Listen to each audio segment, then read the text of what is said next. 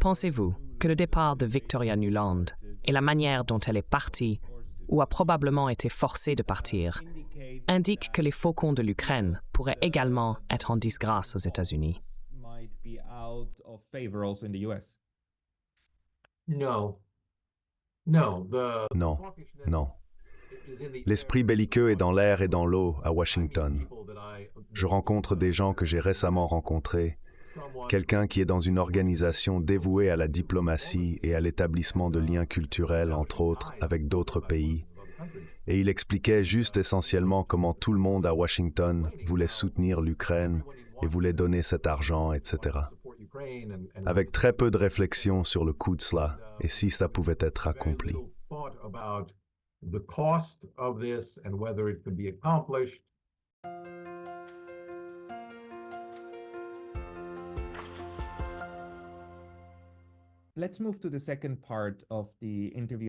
Passons maintenant à la deuxième partie de l'interview, où j'aimerais discuter un peu plus généralement avec vous de ce que la nouvelle situation sur le champ de bataille pourrait signifier pour cette année. Donc, la Russie avance apparemment sur plusieurs parties des lignes de front en ce moment, détruisant avec succès du matériel militaire ukrainien et principalement de l'OTAN, ce qui a conduit à l'admission, même en Occident, que la Russie n'est pas aussi faible qu'initialement dépeinte. Nous avons vu cela la semaine dernière et la semaine d'avant.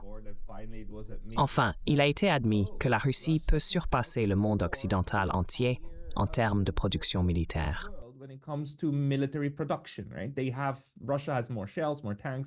La Russie a plus d'obus, plus de chars, plus de missiles, tout. Cela a fondamentalement changé depuis le début, lorsque la Russie était décrite comme devant retirer des micro-puces de machines à laver occidentales pour faire fonctionner son économie. Et cela a maintenant changé. Alors, pensez-vous que cela aura un impact sur le processus politique ukrainien? Parce que c'est vous qui m'avez proposé qu'il y aurait une chance que les nationalistes commencent réellement à changer d'avis et acceptent les négociations. Pensez-vous que la manière dont l'Occident commence maintenant à dépeindre et à voir les choses aura un impact sur les Ukrainiens?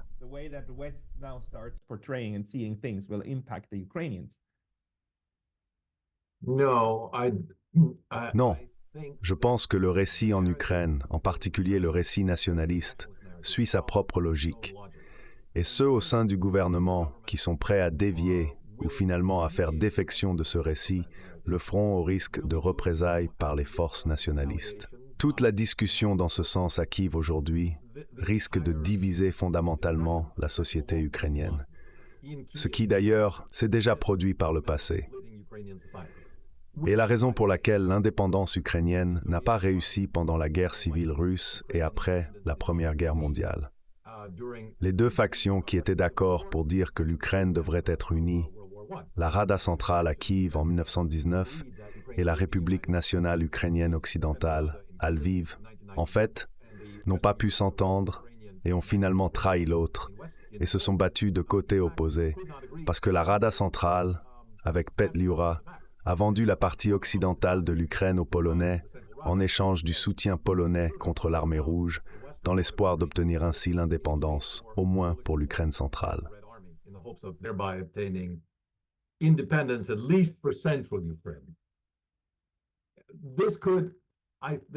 Ce n'est pas tiré par les cheveux pour moi d'imaginer que quelque chose comme cela puisse se reproduire.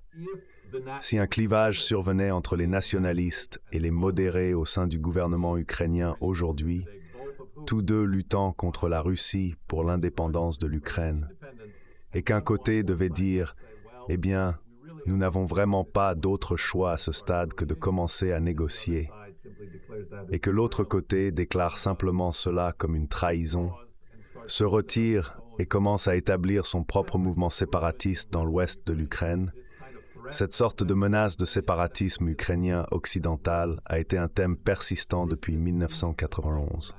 Chaque fois qu'il y avait des gens prêts à négocier le rêve ukrainien, tel qu'ils le voyaient dans les négociations avec la Russie, cette possibilité existe toujours. Donc je ne vois pas cela se produire.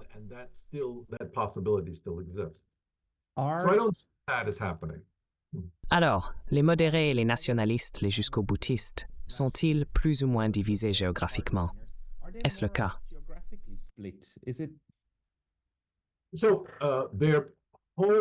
Donc leur base de soutien, oui, est géographiquement divisée, et dans une large mesure, certainement plus que dans l'Ukraine de l'Est. L'Ukraine de l'Ouest a été protégée de l'impact de la guerre. Ils ont été moins bombardés, et évidemment, ils n'ont pas subi la dévastation totale que nous avons vue sur les lignes de front à Donetsk et Luhansk, des parties de Luhansk et Donetsk. De plus, les Ukrainiens de l'Ouest ont été une composante significative de l'émigration, et il leur est plus facile de franchir la frontière pour entrer en Pologne. L'une des raisons pour lesquelles je pense que la mise à jour de la loi sur la mobilisation, maintenant qu'elle élargirait la catégorie des personnes pouvant être appelées au service obligatoire dans les forces armées, rencontre tant de difficultés est parce que, jusqu'à présent, ça n'a pas vraiment affecté autant les Ukrainiens de l'Ouest, et maintenant ce seraient eux qui seraient appelés au service.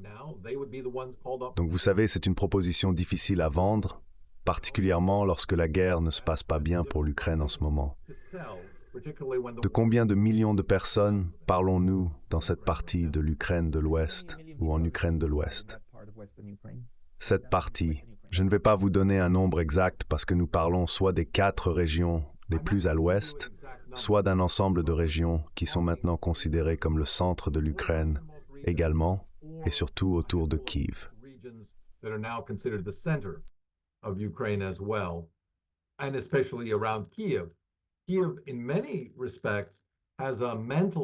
Kiev, à bien des égards, a adopté une mentalité, surtout ces dernières années, qui est devenue beaucoup plus radicale, beaucoup plus ukrainienne de l'Ouest qu'elle ne l'a été historiquement. Mais nous parlons d'une population ukrainienne qui en réalité a probablement diminué pour atteindre au mieux 30 millions, et peut-être moins. Selon les statistiques locales, et selon la région d'où proviennent le plus de personnes qui ont fui vers l'Ouest à la recherche de sécurité et de sûreté. Je pense, sur la base d'une statistique que j'ai lue, qu'il y a une population totale possible qui pourrait être mobilisée parmi ceux restant en Ukraine de juste un peu plus de 3 millions, ce qui est très peu.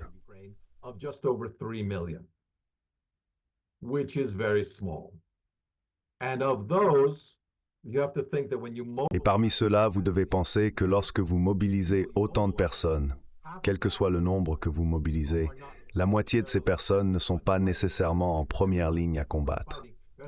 Pour chaque personne en première ligne, il doit y avoir une personne dans une capacité de soutien. Je veux dire, l'armée a besoin d'un énorme soutien pour mener des opérations militaires. Donc, nous parlons en fait peut-être de pas beaucoup plus d'1 million de personnes. Et c'est dans le meilleur des cas possibles qui pourraient jamais être amenés à combattre. Alors que, et je pense que l'estimation qu'ils ont demandée, ce qu'ils cherchent est d'environ 30 à 35 000 nouveaux conscrits par mois, parce qu'il doit y avoir une rotation.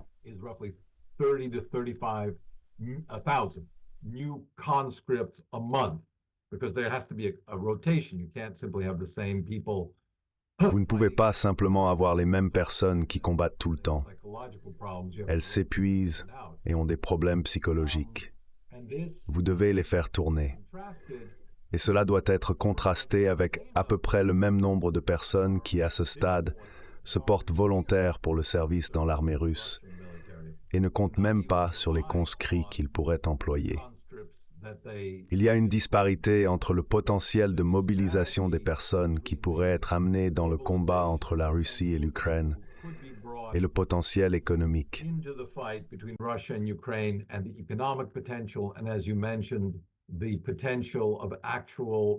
Et comme vous l'avez mentionné, le potentiel de production militaire réel ne fait qu'augmenter actuellement et devrait continuer de croître pour le reste de cette année, compte tenu des capacités de production actuelles que nous connaissons, qui sont bien connues des analystes. La seule question est, et je pense que c'est de cela que les gens parlent lorsque les politiciens disent « Nous devons juste traverser cette période » et ensuite, à l'avenir, l'Ukraine pourrait rebondir, elle pourrait se reconsolider et lancer une contre-offensive. Je ne peux qu'imaginer que cela ferait référence à une sorte d'augmentation massive des investissements dans le soutien militaire par l'Occident en Ukraine, qui commencerait à produire des résultats notables en 2025, si l'Ukraine peut tenir jusque-là. Et c'est en effet le grand si.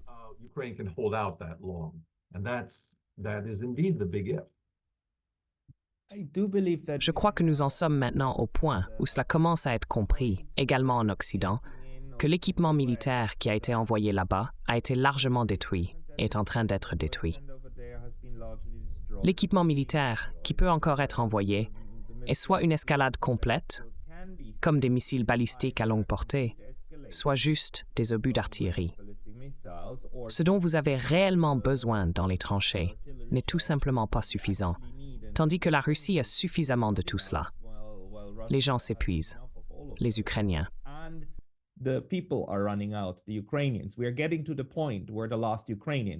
Nous en arrivons au point où le dernier Ukrainien aura été sacrifié, au sens métaphorique. Et cela ne laisse que deux options, n'est-ce pas? Soit négocier et parvenir à une fin négociée. Ce qui, assez drôlement, même l'administration Biden admet qu'ils savent qu'à la fin, il y aura un règlement négocié, mais pas maintenant. L'un des porte-paroles, je pense que M. Kirby, a récemment dit quelque chose dans ce sens. Soit cela, ou, et c'est ce que Macron a, en quelque sorte, lâché. Envoyez les troupes de l'OTAN parce que vous avez besoin de gens, n'est-ce pas? Vous avez besoin de plus de personnes.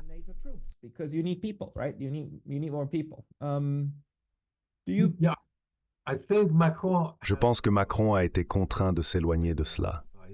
Sa dernière version de cela, ou celle de son porte-parole, consiste à suggérer que les troupes françaises pourraient être en mesure de se relayer et de remplacer les fonctions de soutien militaire ukrainien derrière les lignes de front, afin de permettre aux personnes occupant ces postes de se déplacer vers le front et de combattre.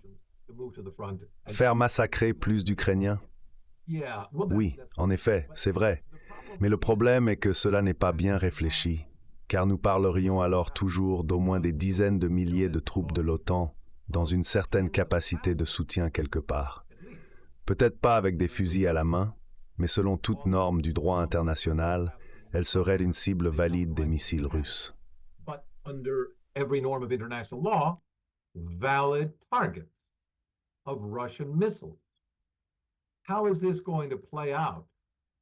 Comment cela va-t-il se dérouler dans n'importe quel pays de l'OTAN lorsque, si cette politique était mise en œuvre, les pays offrent en fait ce soutien, mais ne déclarent pas la guerre à la Russie? Et soudain, des centaines de victimes françaises résultent d'une attaque de missiles russes ou d'un bombardement. L'une des raisons pour lesquelles Macron semble avoir eu cette idée est après la mort, alléguée par la Russie, mais niée par la France, de 60 militaires français situés dans un hôtel quelque part qui a été bombardé comme une cible légitime, ce qui, je crois, selon le droit militaire, l'est. Et Macron a juste l'impression qu'il devait, d'une manière ou d'une autre, défendre la réputation de la France en tant que participant viable dans cette entreprise. Mais je n'imagine pas que la population française aurait beaucoup de tolérance pour ces types de pertes. Surtout si la France elle-même ne déclare pas la guerre à la Russie, ce que je ne vois pas probable.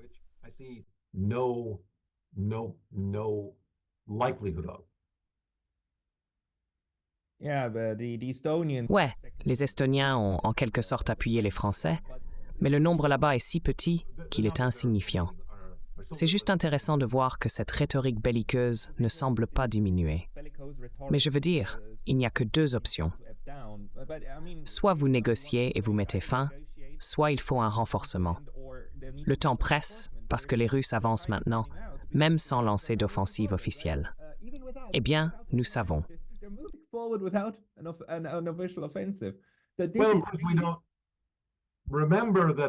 Rappelez-vous que l'offensive ukrainienne était en cours avant même qu'elle ne soit déclarée. Autrement dit, nous ne sommes pas à l'époque du prince Yaroslav qui envoyait des missives à ses ennemis en disant « Je viens vous attaquer ». Tout est d'abord mis en œuvre, on voit comment ça se passe. Si ça se passe bien, nous déclarerons que c'était une offensive bien réfléchie. Et si ça ne se passe pas bien, nous décidons, eh bien, nous n'avions jamais l'intention de prendre cette voie de toute façon. c'est avant tout une guerre politique. Et ensuite, après être une guerre politique, c'est une guerre médiatique. Et en dernier, et peut-être le moins de tout, du moins dans la conscience publique, sommes-nous conscients de ce qui se passe réellement sur le plan militaire? Et je ne suis pas cela de la même manière que le font les professionnels militaires.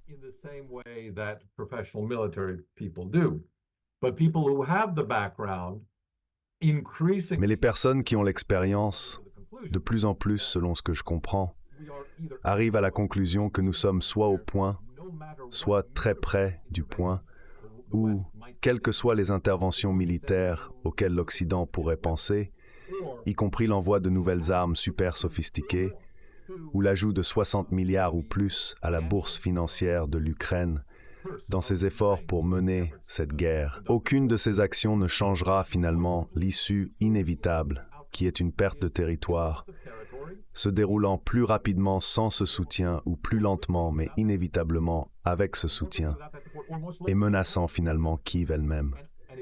Et je pense que la question de quoi faire avec Kiev et comment, du point de vue de la Russie, la question devrait être quoi faire avec Kiev. Et je penserais comment l'utiliser comme un jeton de négociation pour envahir ou ne pas envahir, pour décimer ou ne pas décimer. Et si Zelensky est forcé de fuir, le gouvernement est forcé de fuir, à ce moment-là, ce seraient tout des indications sérieuses de quel type de fin les négociations pourraient mener à. What sort of end the negotiations would lead to. D'accord. Alexander Mercouris, sur sa chaîne, a une fois remarqué, et je partage ce point de vue, que les objectifs russes ne concernent pas nécessairement le territoire. Ce n'est pas le plus de territoire qu'ils veulent. C'est différent. C'est comme, encore une fois, la neutralité de l'Ukraine. Ne pas être menacé à sa frontière. Pas de stationnement de l'OTAN là-bas. Pas de capacités avancées. Et vous n'avez pas nécessairement besoin d'avoir le territoire. Au contraire, si vous avez le territoire, vous pourriez avoir un plus gros problème, parce que si la Russie incorporait la totalité de l'Ukraine occidentale, cela conduirait probablement à 10-15 ans de guérilla de l'autre côté, et de terrorisme, etc. Donc cela ne peut pas être le problème, n'est-ce pas?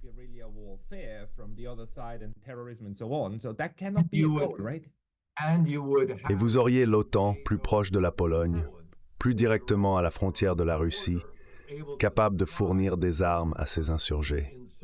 Et vous vous priveriez de l'avantage d'avoir une Ukraine réduite comme État tampon. Alors, dans ce sens, quel est le type de territoire maximal que vous pourriez raisonnablement penser que la Russie accepterait réellement de contrôler, qu'elle ne verrait pas comme une menace interne potentielle?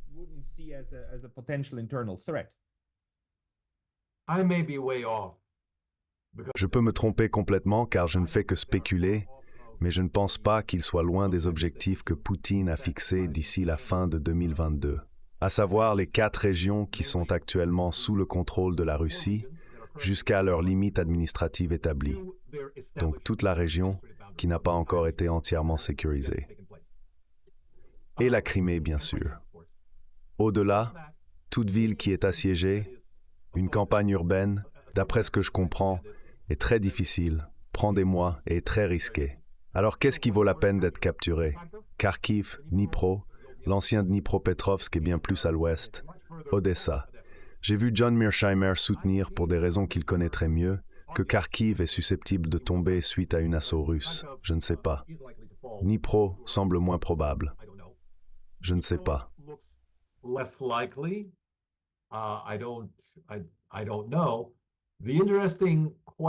La question intéressante, stratégiquement, est de savoir si Odessa vaut la peine de se battre.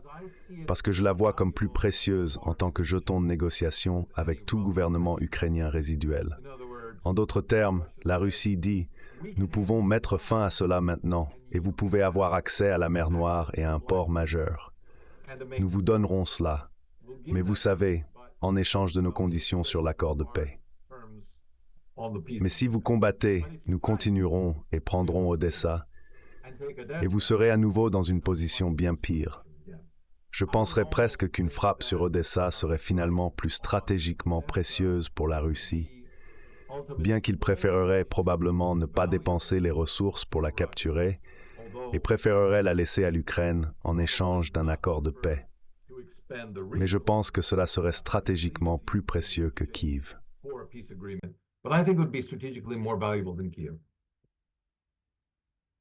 Nous sommes assez revenus au 19e siècle, avec des tactiques de négociation sur le territoire. Mais c'est ainsi. Utilisons les 5 dernières minutes pour discuter rapidement de la situation en Ukraine. Je veux dire, nous avons vu il y a quelques semaines, M. Zaluzhny, le général en Ukraine, a été destitué et remplacé. Nous voyons d'autres figures politiques qui tournent ou pourraient tourner, y compris le ministre des Affaires étrangères, qui est comme, il se dit qu'il pourrait devenir ambassadeur à Londres ou quelque chose. Quelle est la situation politique maintenant? Qui est au pouvoir et qui peut négocier? M. Zelensky a clairement un couteau dans le dos, de la part des nationalistes également, n'est-ce pas? Alors, qui a le pouvoir de négocier? Qui aurait le pouvoir de négocier avec la Russie?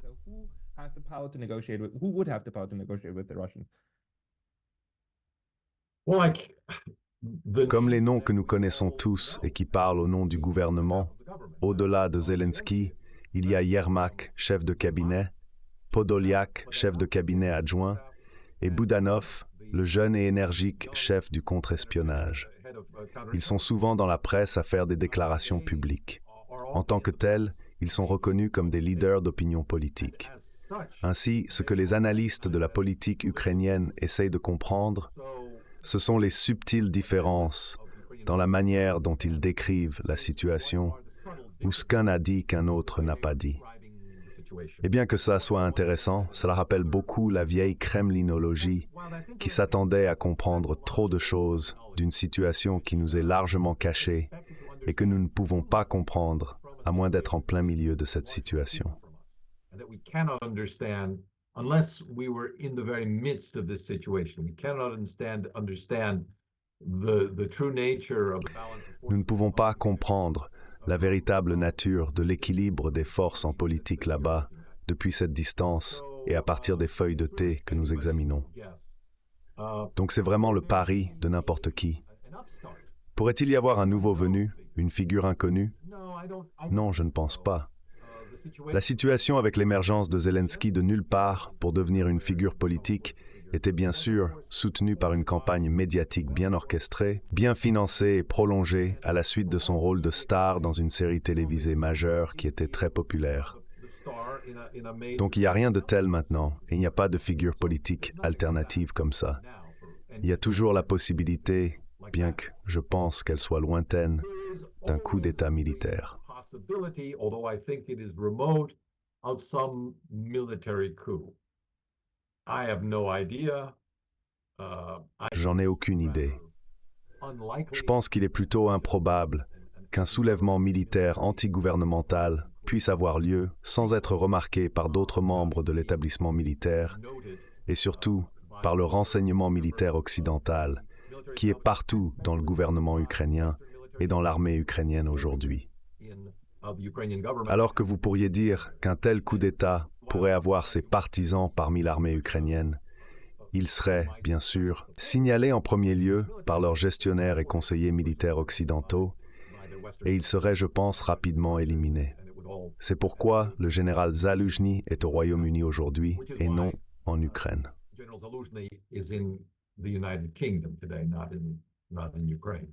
Pensez-vous que Zaluzhny représente une véritable menace politique pour M. Zelensky?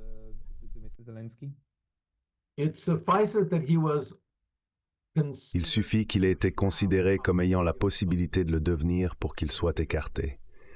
Et en plus de cela, il était devenu de plus en plus vocal dans ses critiques indirectes de la stratégie du gouvernement, bien qu'il ne critique pas personnellement Zelensky.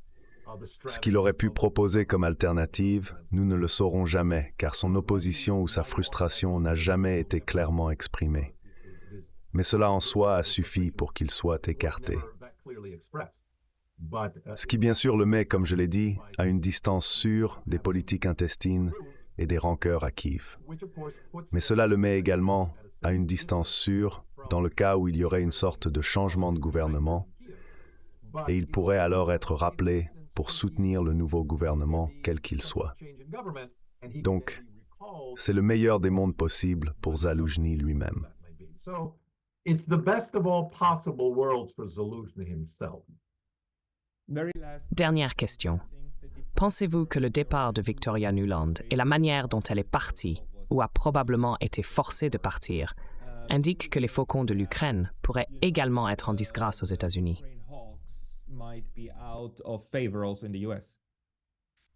Non. Non. Le bellicisme est dans l'air et dans l'eau à Washington. J'ai récemment rencontré quelqu'un qui fait partie d'une organisation dédiée à la diplomatie et à l'établissement de liens culturels, entre autres avec d'autres pays. Il expliquait essentiellement comment tout le monde à Washington voulait soutenir l'Ukraine et voulait donner cet argent, etc., avec très peu de réflexion sur le coût de cela et si cela pouvait être accompli, et quoi faire si la mythologie de l'Ukraine s'avérait être essentiellement une invention de la propagande occidentale. Et le potentiel de succès de l'Ukraine dans cette lutte s'avérait être un mensonge. Nous sommes très, très loin de cela, ce qui rendra la défaite de l'Ukraine, si elle devait se produire cette année ou peu après, d'autant plus dévastatrice pour l'élite de Washington et l'Occident en général. To the Washington elite and the West. D'accord. Je pense que nous allons en rester là. Nikolai Petro, professeur de sciences politiques à l'Université de Rhode Island. Merci beaucoup pour vos perspectives aujourd'hui. Thank you.